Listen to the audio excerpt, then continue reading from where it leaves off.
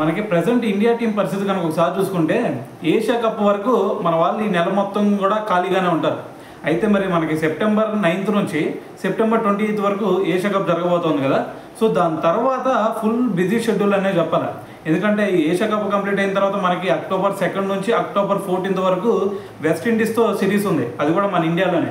ఒక test match వచ్చేసరికి అహ్మదాబాద్లో జరిగితే ఇంకో టెస్ట్ వచ్చేసరికి ఢిల్లీలో జరగబోతుంది అనమాట.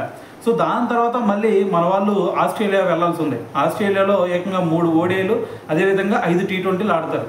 అయితే మరి ఈ 3 సిరీస్లలో ఒక 2 సిరీస్లకి రిషబ్ పంత్ దూరం అయ్యే ఛాన్సే కనిపిస్తుంది. ఎందుకంటే ఇప్పుడు ఆల్రెడీ తనకి మొన్న ఇంగ్లాండ్ సిరీస్లో ఇంజూర్డ్ అయ్యాడు కదా. సో మరి దానికి ఎటువంటి సర్జరీ అవసరం లేదని చెప్పేసి డాక్టర్లు చెప్పారు. కానీ ఖచ్చితంగా ఒక 6 వారాల పాటు మరి అతనికి రెస్ట్ కావాలని చెప్పేసి కూడా మరి డాక్టర్స్ చెప్పడం జరిగింది. సో దీంతో రేపు ఏషియా కప్కి ఖచ్చితంగా పంత్ ఉండే ఛాన్సే కనిపించట్లేదు. సో దాని తర్వాత టెస్ట్ సిరీస్కి అవైలబుల్గా ఉంటాడంటే సో అప్పుడు కూడా కొంచెం డౌట్ఫుల్గానే కనిపిస్తుంది. సో కాబట్టి మరి పంత్ మళ్ళీ రీఎంట్రీ ఇవ్వాలి అంటే ఖచ్చితంగా మళ్ళీ ఆస్ట్రేలియా సిరీస్తోనే రీఎంట్రీ ఇచ్చే ఛాన్స్ అయితే కనిపిస్తుంది అనమాట.